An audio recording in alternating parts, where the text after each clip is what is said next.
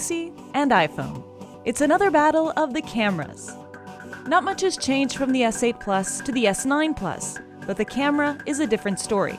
Samsung has raised the bar on smartphone photography with a variable aperture and super slow-mo feature on its S9s. But is it enough to outshine the iPhone X and claim the crown as our camera king?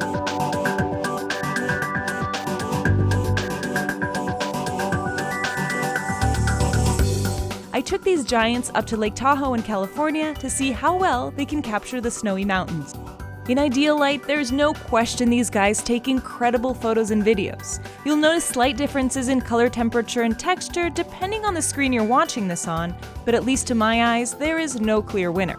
Video on the S9 Plus has more contrast and saturation, with greater depth and sharpness. The iPhone has a softer, brighter look, and may come across as a bit flatter. They both have optical image stabilization on both lenses, and video looks smooth even when I'm panting up a snowy mountain chasing my pup. They're both good at keeping focus on the subject, but the iPhones may look a bit steadier, while the Galaxy did a slightly better job at smoothly adapting to changes in light. They can both record up to 4K at 60 frames per second, but you'll have to take our word for it because we can't actually play it in 4K. What's unique about the S9 is that it has a variable aperture. In low light, it gets wider to let in more light, and in bright light, it becomes more narrow. In a professional camera, you can adjust this manually, and it's what our pupils do automatically. The S9 can only choose between f1.5 and f2.4, but the fact that it even has the option is a pretty big deal in a phone. It's constantly guessing which one to use for what shot and can produce a wider range of results. The iPhone's aperture is fixed, so it's relying on image processing and shutter speed to adjust to different lighting conditions, and shots look more consistent across the board. In this lake shot, the S9 Plus looks a bit softer while the iPhone's has more contrast and texture. But in this shot of the snow, the S9 has the higher contrast, even though both were shot at the more narrow f2.4. The S9 Plus also lets you pick the aperture in Pro mode. Switch between the two and adjust a bunch of other settings to get more out of your shot. So you'd probably use Pro mode when shooting a subject that's actually standing still. This was shot using Pro mode on the Galaxy S9.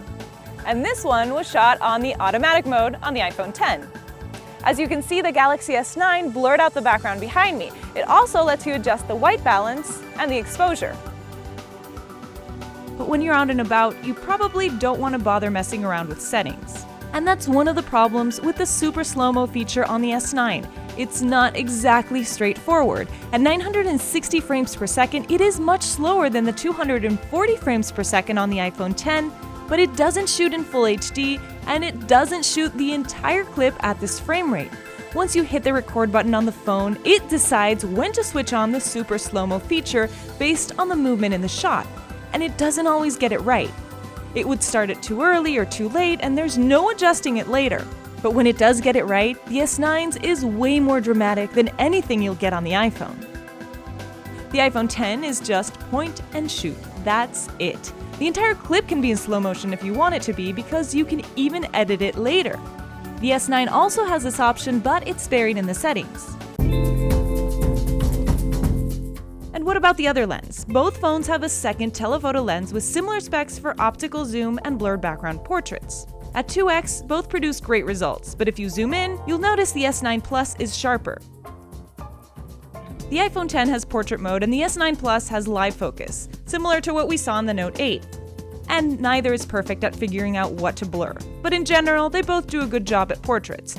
Colors on the iPhone seem cooler, and the shot is more true to life because it retains a lot more detail in the face, while the S9's appears to be more flattering because it makes faces brighter and evens out shadows and skin tones.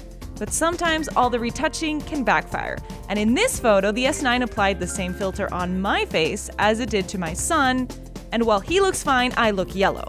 The S9 Plus lets you adjust the blur while you're taking the shot or after, and I ended up using it a lot more than the lighting effects on the iPhone. And if you're a fan of selfies, both phones have portrait mode on the front-facing cameras as well. The iPhone X has a depth-sensing camera, which is slightly better at figuring out what to blur in the shot, but they're using software, so they're not as great as using the main camera. The S9 also lets you do a wide-angle selfie. But for video, it's the opposite, and the S9 gets a little too close for comfort. Testing out the front camera of both these phones with a pan of Lake Tahoe.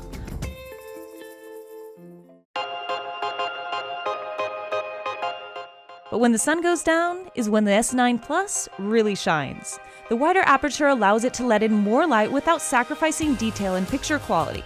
Both did well considering how dark it was, but in this shot of the lake, there's no competition. The shot on the S9 looks smoother and brighter, while the iPhone's looks darker and a bit grainier.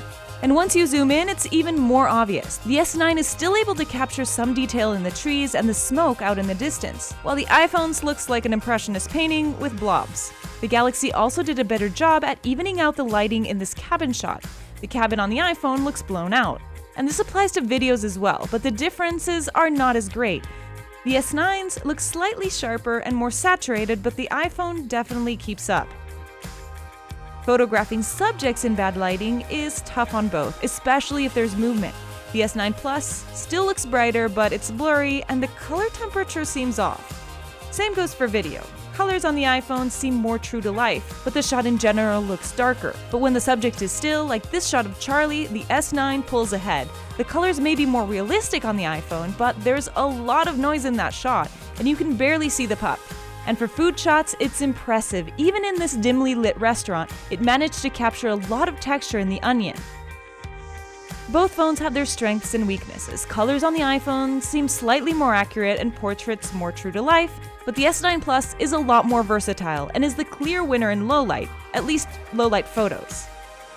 At the end of the day, you've got to ask yourself what you're looking for in a camera. The Galaxy S9 Plus is not quite at DSLR level yet, but it definitely gives you more control over your shot, and if you know what you're doing, you can make it look even better. But you can't go wrong with the iPhone X. It gives you great looking results, and it does all the work for you. So let us know what you think in the comment section below, and what else you'd like to see the S9 compared with.